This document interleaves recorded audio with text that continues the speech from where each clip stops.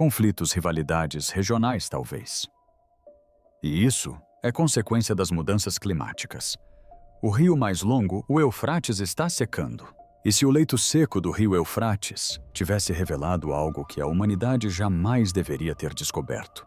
Um vídeo que ressurgiu recentemente na internet afirma que exploradores encontraram uma caverna escondida sob o leito exposto do rio. Um lugar que outrora esteve submerso em lama-silêncio e águas profundas por milhares de anos. Mas após o pôr do sol, testemunhas relataram que gritos estranhos começaram a surgir das profundezas da escuridão. Aparelhos falharam, sinais desapareceram, símbolos apareceram em paredes de pedra e alguns agora acreditam que a descoberta pode estar relacionada aos avisos aterrorizantes que Jesus deu sobre os últimos dias. Será este apenas um evento natural ou estará a Terra a revelar algo selado, até ao momento certo? Antes de prosseguirmos, comente, inscreva-se e junte-se a nós enquanto desvendamos o que poderá estar escondido sob o Eufrates. Durante gerações, aquela parte do Eufrates esteve coberta por águas correntes, lama espessa e camadas de sedimentos esquecidos. Pescadores cruzavam-na. Aldeões caminhavam perto dela. Crianças cresciam junto a ela, mas ninguém jamais vira o que estava enterrado ali. Então o rio começou a secar. O solo rachado se abriu como uma velha ferida. E em um trecho exposto do leito do rio, um morador local relatou ter notado uma abertura escura sob a lama endurecida. A princípio parecia uma sombra entre as rochas, mas ao se aproximar percebeu que era a entrada a uma caverna escondida sob o rio por talvez milhares de anos. O ar ao redor era pesado, frio, estranho. À luz do dia, a entrada já era perturbadora o suficiente. As paredes internas pareciam estranhamente lisas, quase lisas demais para uma caverna natural. Passagens estreitas desciam em direção à escuridão, contorcendo-se para longe da luz, como se a própria terra estivesse puxando tudo para o fundo. Mas após o pôr do sol, o verdadeiro terror começou. Testemunhas afirmaram que gritos estranhos começaram a surgir de algum lugar nas profundezas da caverna. No início não eram altos, apenas ecos fracos e fragmentados que se infiltravam na escuridão. Então o som se intensificou, subindo como se algo preso lá embaixo estivesse clamando de um lugar onde nenhum ser humano deveria entrar. Aqueles que o ouviram disseram que não soava totalmente humano, mas também não soava como um animal. Era doloroso, antinatural, quase ancestral. E é por isso que muitos crentes imediatamente se lembraram de Apocalipse 9, 1-2, onde João viu uma estrela cair do céu e lhe foi dada a chave do abismo. Quando aquele poço foi aberto dele, subiu fumaça como a de uma grande fornalha, escurecendo o ar. Essa imagem é aterradora, porque o Apocalipse não descreve a terra como vazia. Descreve lugares de restrição, lugares de julgamento, lugares onde coisas invisíveis são mantidas até o tempo determinado. As pessoas que viviam por perto pararam de se aproximar depois do anoitecer. Alguns disseram que os gritos ecoaram pelo leito do rio como um aviso. Outros sussurraram que algo há muito selado sob o Eufrates finalmente fora exposto. E Apocalipse 9:14 dá ainda mais peso ao aviso: soltem os 4 anjos que estão presos junto ao grande rio Eufrates. Assim a questão permanece: seria esta apenas uma caverna escondida, ou o primeiro sinal de que algo enterrado sob o grande rio está começando a despertar? E então a caverna pareceu reagir. Agora os exploradores estavam diante de algo esculpido diretamente nas paredes de pedra, algo que parecia ter esperado na escuridão por séculos. O primeiro rosto apareceu no feixe de uma lanterna. Seus olhos eram fundos esculpidos profundamente na rocha como órbitas vazias. Sua boca estava aberta num grito silencioso, como se o rosto tivesse sido congelado de medo no exato momento em que viu algo terrível. Então outro rosto apareceu ao lado. Depois, outro. Logo a equipe percebeu que a parede estava coberta deles. Alguns rostos pareciam quase humanos, mas algo neles parecia errado. Seus olhos eram vazios demais. Suas expressões eram dolorosas demais. Alguns pareciam olhar para cima como se implorassem por misericórdia. Outros olhavam para baixo como se observassem algo escondido sob o chão. Vários eram coroados com formas semelhantes a chamas esculpidas acima da cabeça como sombras ardentes. A parte mais perturbadora era a disposição deles. Esses rostos não estavam espalhados aleatoriamente pela caverna. Eles surgiam ao longo de curvas estreitas, passagens inferiores e corredores descendentes, quase como se estivessem marcando um caminho para o interior. Pareciam menos decoração e mais um aviso esculpido por mãos que queriam que as gerações futuras parassem antes de ir longe demais. Perto dali, os exploradores relataram ter encontrado manchas de fuligem preta nas paredes. Tigelas de pedra quebradas jaziam perto do chão, escurecidas como se um dia tivessem contido fogo, óleo ou oferendas. Ninguém podia afirmar com certeza o que aconteceu ali, mas a câmara tinha a atmosfera de um antigo local de rituais. Esse detalhe incomodou muitos crentes. As Escrituras advertem repetidamente que quando a humanidade se afasta do Deus vivo, começa a se curvar diante de coisas que deveria ter rejeitado. Deuteronômio adverte contra práticas proibidas, feitiçaria e a busca de poder fora do Senhor. Romanos 1 diz: a humanidade trocou a glória de Deus por imagens, adorando coisas criadas em vez do Criador. Diante daqueles rostos esculpidos, os exploradores não estavam simplesmente contemplando arte antiga. Estavam diante do medo preservado em pedra. Talvez aqueles rostos tivessem sido esculpidos por pessoas que cultuavam falsos deuses. Talvez fossem advertências deixadas por aqueles que presenciaram algo inexplicável. Ou talvez sob o Eufrates, aqueles rostos de pedra ainda apontassem para uma verdade aterradora: quando a humanidade abre portas, Deus nunca lhe ordenou que as abrisse. A escuridão sempre espera do outro lado. Dentro da passagem estreita, a primeira coisa que a equipe notou foi a teia. Estendia-se pelas paredes de pedra em fios grossos e pálidos, pendurados em fendas no teto e agarrados aos cantos da passagem como se algo estivesse ali aninhado há muito tempo. A princípio, os exploradores pensaram estar diante de raízes, fibras secas ou estranhas formações minerais moldadas pela umidade sob a terra. Mas então, um dos filamentos se moveu. O feixe de uma lanterna percorreu a parede e algo grande se deslocou na escuridão à frente. Por um instante ninguém disse nada. A passagem era estreita demais para correr com facilidade, baixa demais para ficar em pé confortavelmente e escura demais para ver o que esperava além da próxima curva. Então ela surgiu. Testemunhas afirmaram que uma criatura enorme, semelhante a uma aranha, emergiu de uma abertura lateral com o corpo rente ao chão e as patas movendo-se rapidamente sobre a pedra. A equipe congelou quando a criatura avançou em direção a um dos exploradores, fazendo-o cambalear para trás, enquanto os outros gritavam para que todos recuassem.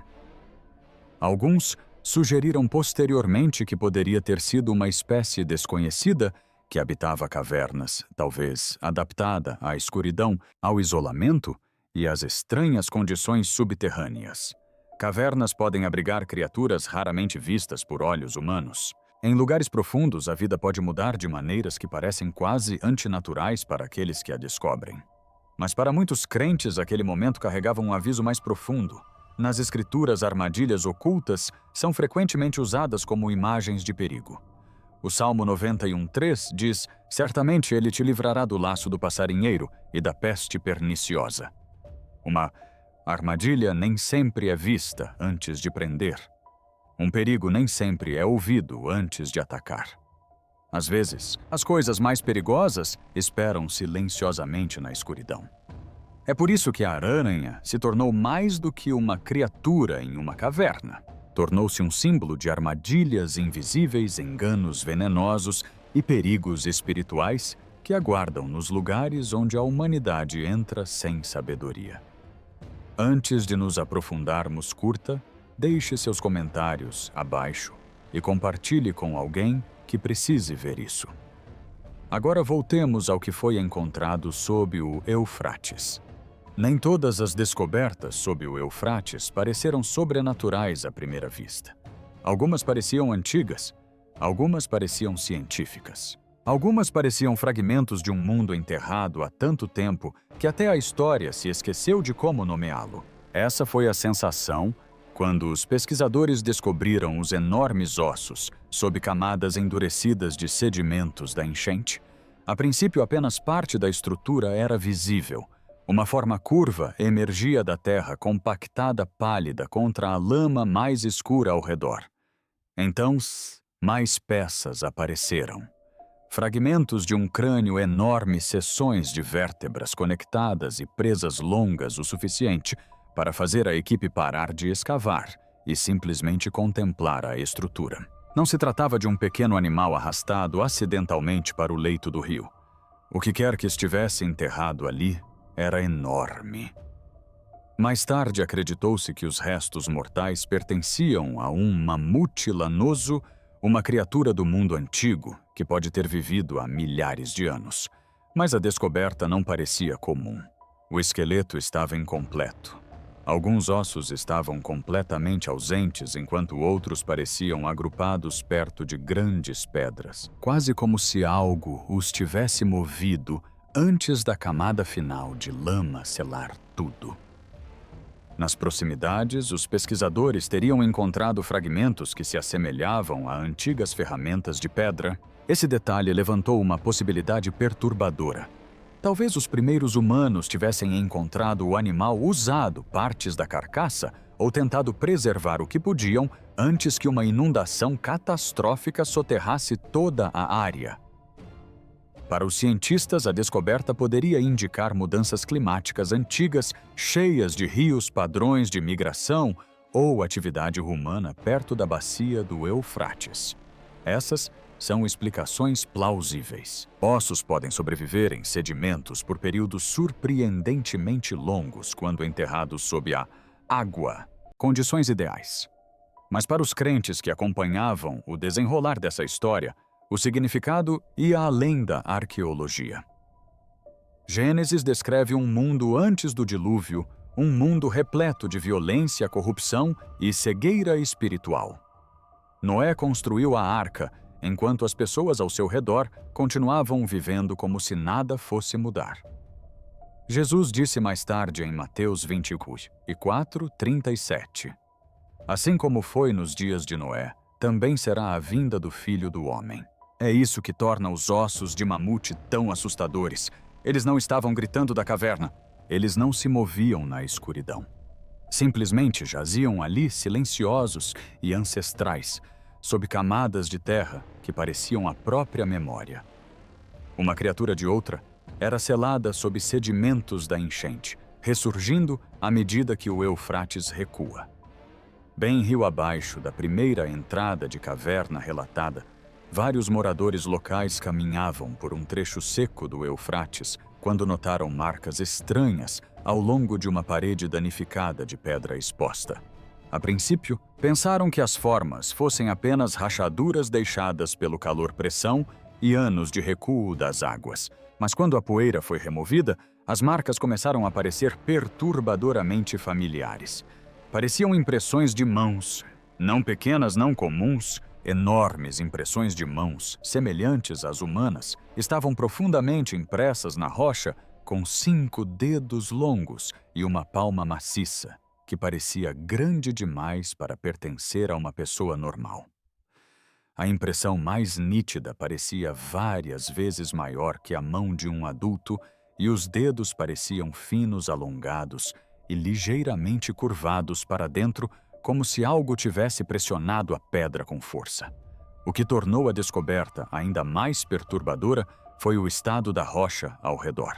A pedra não parecia simplesmente arranhada ou esculpida. A impressão parecia deformada, quase derretida, em alguns pontos, como se tivesse sido amolecida por calor ou pressão extremos antes de endurecer novamente ao redor do formato da mão. As pessoas que a encontraram, segundo relatos, ficaram ali em silêncio. Não era como encontrar cerâmica, ossos ou ruínas quebradas. Uma impressão de mão é diferente. Parece pessoal. Parece o rastro de uma presença viva, algo que um dia esteve perto o suficiente para tocar a parede e deixar sua marca. Alguns diriam que pode haver uma explicação natural. Calor, erosão, reações minerais ou antigas tensões geológicas podem criar formações estranhas na pedra. Mas o que mais intrigava as pessoas era o formato. Os dedos estavam nítidos demais. A palma da mão estava muito definida. A posição parecia muito deliberada. Para muitos crentes, a descoberta imediatamente reavivou as antigas questões em torno de Gênesis 6. Havia gigantes na Terra naqueles dias e também depois durante séculos. Os cristãos debatem o significado dos Nefilins, dos vigilantes, e do mundo corrompido antes do dilúvio. Seria apenas uma formação estranha em rocha exposta ou estaria o Eufrates revelando um vestígio de algo antigo? Algo enterrado sob o rio até o tempo determinado. Enquanto as escavações ainda estavam em andamento, o Eufrates teria feito algo inesperado. Durante meses, o rio vinha recuando. Suas margens estavam diminuindo. O leito exposto da caverna estava se alargando. A lama endurecia em placas rachadas sob o sol. E lugares que antes estavam submersos subitamente se revelavam aos olhos humanos. Foi assim que a caverna foi descoberta. Foi assim que as marcas, os túneis e as estranhas descobertas começaram a surgir. Mas então, de acordo com relatos locais, o rio parou de recuar. A princípio, as pessoas pensaram que era apenas uma pausa. Os rios mudam de direção, os níveis da água sobem e descem. Nada parecia incomum nas primeiras horas, mas com o passar dos dias, os moradores próximos à área começaram a notar algo estranho. As seções expostas não estavam mais se expandindo. A água estava retornando lenta e silenciosamente, sem a chuva forte que se esperava ver antes de um rio mudar de direção. As mesmas margens que recentemente pareceram mortas e vazias começaram a escurecer novamente com a umidade. A água rasa invadiu a lama rachada. Pequenas poças se formaram onde pessoas haviam caminhado apenas alguns dias antes. Pedras que haviam sido expostas ao sol desapareceram sob a superfície, e a entrada que tanto atraíra a atenção parecia estar cada vez mais baixa à medida que o rio recuava em sua direção. Essa sincronia incomodou os observadores, porque o Eufrates começaria a subir justamente quando a caverna escondida estava chamando-a. Da atenção de pessoas, por que o rio parecia retornar depois de tantas coisas já terem sido reveladas? Porque agora, os cientistas provavelmente apontariam para explicações naturais. A liberação de água de barragens a montante pode alterar os níveis da água e o fluxo sazonal pode mudar repentinamente. O movimento das águas subterrâneas. As decisões de irrigação, a gestão regional ou chuvas distantes fora da área imediata podem afetar o rio. Um rio não precisa de chuva diretamente sobre ele para subir. Essas explicações são importantes, mas para muitos moradores locais e crentes, o momento escolhido pareceu impossível de ignorar. O rio havia recuado o suficiente para revelar o que estava oculto. Então, depois da caverna, os símbolos, os sons estranhos e as descobertas perturbadoras começaram a se espalhar online. A água parecia retornar como se estivesse encobrindo seu próprio segredo. Parecia menos um rio mudando de curso e mais uma porta começando a se fechar. Essa imagem carregava um peso espiritual mais profundo. Ao longo das Escrituras, Deus revela coisas ocultas em momentos determinados. Daniel foi informado de que certas palavras estavam seladas até o tempo do fim. Lucas 8:17 declara: pois não há nada oculto que não venha a ser revelado, nem nada escondido que não venha a ser conhecido e divulgado. Esse versículo não significa que todo mistério pertence às mãos humanas. Significa que nada está oculto de Deus. E talvez seja por isso que a subida das águas tenha causado tanta inquietação. O Eufrates havia exposto algo, mas apenas brevemente. Permitiu que as pessoas olhassem além da superfície, fizessem perguntas, se lembrassem das profecias, sentissem o peso daquilo que as Escrituras há muito advertem. Então, a água começou a cobrir o leito do rio novamente. Talvez fosse apenas hidrologia, talvez fossem barragens, pressão, vazão e sincronização. Mas para aqueles que estavam perto das margens e observavam o rio retornar em silêncio, a mensagem parecia mais profunda do que a ciência por si só. Algumas coisas são reveladas apenas por um instante. Alguns avisos não permanecem visíveis para sempre. E se o Eufrates estiver realmente ligado aos tempos determinados mencionados no Apocalipse, então a questão não é mais por que o rio subiu novamente. A questão é se a humanidade compreendeu o que viu antes que a água retornasse. Depois que os gritos foram ouvidos sob o Eufrates seco, um pequeno grupo de exploradores se aproximou da entrada na esperança de descobrir se era apenas vento ou algo muito mais perturbador. Mas antes que pudessem ir mais fundo, seus equipamentos começaram a falhar. Um dos telefones ficou sem sinal, uma câmera congelou, e os rádios comunicadores de repente começaram a emitir estática. A princípio pensaram que fosse apenas um problema técnico. No entanto, o padrão logo ficou claro. A interferência só acontecia perto da entrada da caverna. Quando se aproximavam, todos os sinais desapareciam. Mas quando se afastavam, tudo voltava ao normal. Era como se uma barreira invisível tivesse sido traçada no ar. Digite: estou observando. Se você acha que isso é mais do que coincidência, os cientistas podem apontar para minerais subterrâneos, depósitos magnéticos, bolsas de gás ou formações rochosas incomuns. Essas explicações são importantes, mas as testemunhas disseram que a coincidência de datas parecia exata demais. A caverna já havia produzido gritos após o pôr do sol. Suas paredes pareciam estranhamente lisas e suas passagens levavam para a escuridão. Agora, todos os mecanismos pareciam falhar no mesmo lugar. Foi por isso que Efésios 6:12 veio à mente. Porque a nossa luta não é contra a carne e o sangue, mas contra os principados e potestades, contra os dominadores deste mundo tenebroso, contra as forças espirituais da maldade nas regiões celestes. Talvez fosse apenas uma anomalia natural. Mas diante de uma caverna escondida sob o Eufrates, até os céticos se perguntavam: e se algo os estivesse avisando para ficarem longe? Não eram mais apenas os gritos vindos de baixo ou a estranha maneira como todos os aparelhos pareciam falhar perto da entrada. As imagens do drone mudaram tudo. Vista do chão, a caverna parecia confusa. Um labirinto de passagens escuras, paredes de pedra, curvas estreitas e câmaras envoltas em sombras. Mas quando as imagens aéreas captadas pelo drone foram processadas, o layout deixou de parecer aleatório. Não se assemelhava a uma caverna comum, esculpida pela água, pressão ou tempo. Os túneis faziam curvas repetidas vezes.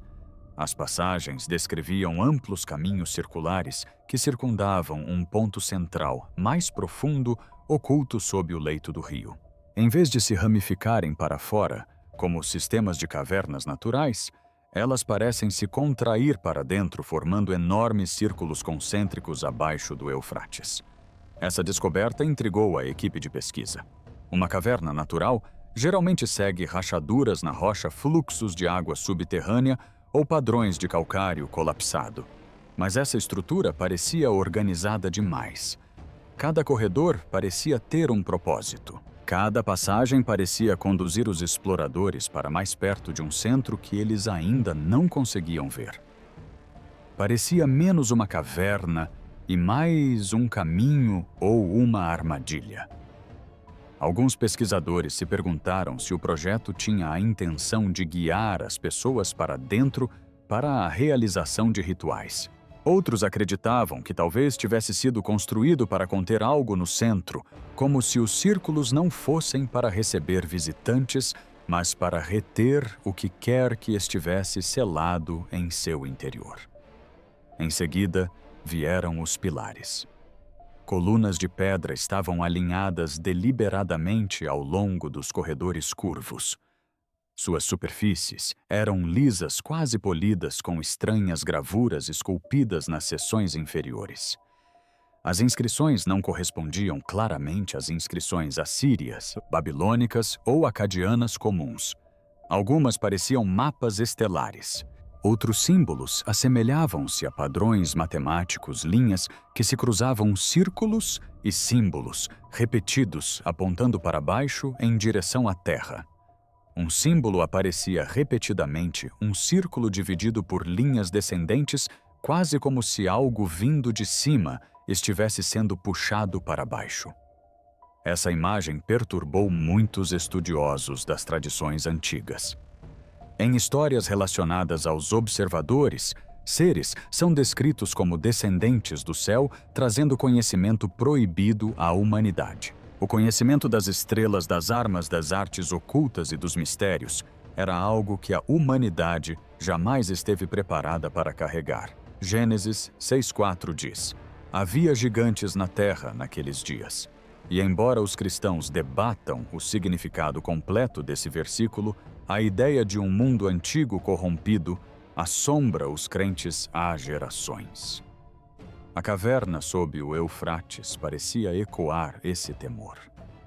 Não porque os círculos provassem algo por si só, mas porque cada túnel, cada pilar e cada símbolo estranho pareciam repetir a mesma mensagem. Algo desceu, algo estava oculto. E algo no centro jamais deveria ter sido alcançado. Apocalipse não deixa o Eufrates como um detalhe de fundo. Ele coloca o rio dentro de uma das cenas proféticas mais impactantes de toda a Escritura. Apocalipse 16:12 diz: e o sexto anjo derramou a sua taça sobre o grande rio Eufrates, e secou-se a sua água para que se preparasse o caminho dos reis do Oriente. Só esse versículo já deveria fazer todo crente refletir. A Bíblia não diz que o Eufrates seca sem motivo. Diz que a seca prepara um caminho, marca um movimento, abre uma trilha para eventos ligados ao abalo final das nações. E quando as Escrituras falam tão claramente a resposta dos fiéis, não é pânico, mas discernimento. Então, Apocalipse 9 apresenta outro quadro aterrador. João ouve uma ordem a respeito do Eufrates. Soltem os 4 anjos que estão presos no grande rio Eufrates. Logo em seguida, ele se depara com um exército tão vasto que seu número é quase impossível de compreender. 200 milhões. Durante séculos, os leitores se perguntaram como tal número poderia sequer ser imaginado. Seria simbólico, literal. Apontaria para exércitos humanos, julgamento espiritual ou algo além da guerra comum. Os cristãos debatem essas questões há gerações e devemos ter cuidado para não fingir que sabemos todos os detalhes antes que Deus os revele. Mas a advertência permanece clara. O Eufrates não é tratado como um rio comum nas profecias. Ele está ligado à restrição à libertação, ao movimento e ao julgamento. Ele se encontra à beira de eventos que, segundo as Escrituras, abalarão o mundo. É por isso que as histórias que envolvem esse rio tocam tão profundamente o coração dos crentes. No entanto, esta mensagem não se trata de marcar datas. Não se trata de afirmar que sabemos a hora.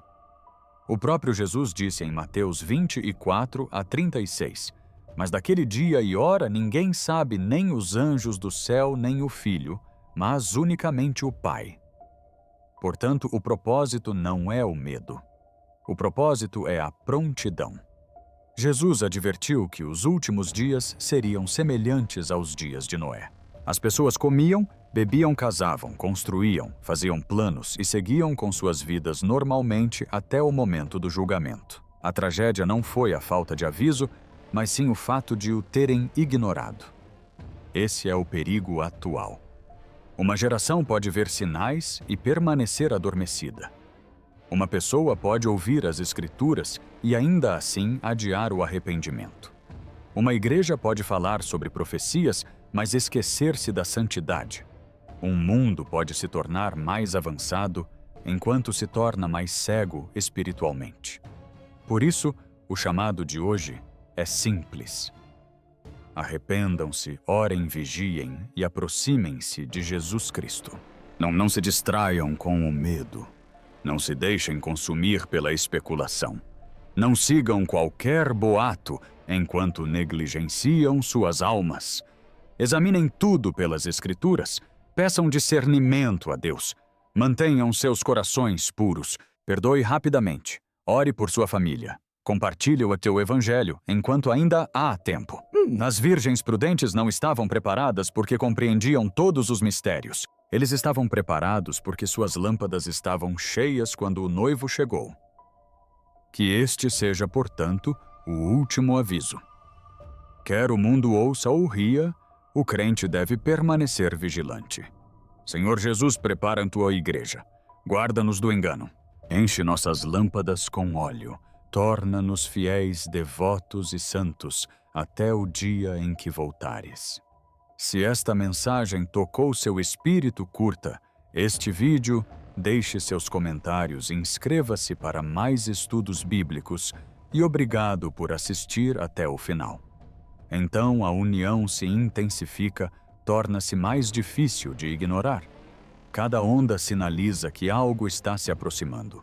E é exatamente assim que muitas pessoas descrevem a situação do mundo atualmente. Uma crise termina, outra começa imediatamente. E depois outra. A pressão continua aumentando. Mesmo pessoas sem formação religiosa admitem que há uma sensação estranha no ar em todo o mundo. Uma sensação de que a humanidade está à beira de algo incerto e irreversível. Ansiedade, medo e exaustão afetam milhões de pessoas simultaneamente. No entanto, as Escrituras não falam das dores do parto apenas como um aviso. As dores do parto também significam que algo está prestes a nascer. Para os crentes, é aí que a esperança ainda reside, porque mesmo em meio ao caos, a Bíblia repetidamente lembra as pessoas de não se renderem ao medo, mas de permanecerem vigilantes, fiéis e espiritualmente despertas. O mundo pode estar tremendo, mas talvez a questão mais profunda seja esta. Para onde tudo isso está nos levando? Jerusalém testemunhou guerras, destruição, medo e incerteza por milhares de anos. No entanto, através de todas as gerações, uma coisa nunca desapareceu da cidade santa, a oração. E talvez seja isso que mais importa agora. Não o medo, não o pânico, não a especulação sem fim, mas a fé. Porque quando as pessoas observam os estranhos acontecimentos em torno de Jerusalém, os sinais incomuns, a crescente tensão, a incerteza que se espalha pelo mundo, é fácil se sentir sobrecarregado. Muitas pessoas hoje estão ansiosas em relação ao futuro. Elas veem os conflitos entre nações aumentarem, veem os desastres se intensificarem, sentem a pressão, a divisão e a escuridão se espalhando pelo mundo ao seu redor. Mas a Bíblia nunca diz aos crentes para viverem com medo. Repetidamente, as Escrituras chamam as pessoas a confiarem em Deus mesmo em tempos de incerteza. O Salmo 122:6 diz: "Orai pela paz de Jerusalém". Esse versículo é mais do que uma ordem para orar por uma cidade. É um lembrete de que a oração ainda importa. Em momentos em que o mundo parece instável, a oração se torna um ato de fé. Ela lembra às pessoas que Deus ainda está no controle, mesmo quando tudo ao seu redor parece incerto. Para muitos crentes, este não é o momento de perder a esperança. Este é o momento de nos aproximarmos de Deus, de orarmos mais, de confiarmos mais, de nos afastarmos do medo e de nos lembrarmos de suas promessas. Porque ao longo da Bíblia, alguns dos maiores milagres aconteceram nos momentos mais sombrios. Deus guiou Noé através do dilúvio. Ele protegeu Daniel na cova dos leões. Jesus acalmou a tempestade quando os discípulos acreditaram que iriam morrer. Vez após vez, as Escrituras mostram que Deus não abandona o seu povo em momentos de caos. E talvez essa seja a mensagem mais profunda que as pessoas precisam ouvir agora.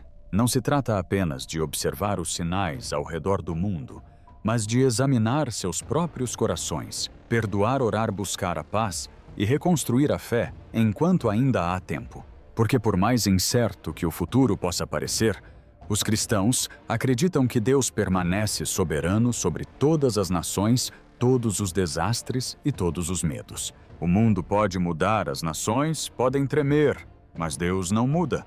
E para aqueles que confiam nele, essa verdade traz paz, mesmo em tempos difíceis. Então, esta noite, onde quer que você esteja assistindo, reserve um momento de silêncio para orar por sua família, pela paz, por sabedoria e pelas pessoas que sofrem ao redor do mundo. E se você acredita no poder da oração, deixe um amém nos comentários abaixo. Se este vídeo te encorajou, não se esqueça de curtir, se inscrever e compartilhar esta mensagem com alguém que precise de esperança hoje. Obrigado por assistir e que a paz de Deus esteja sempre com você.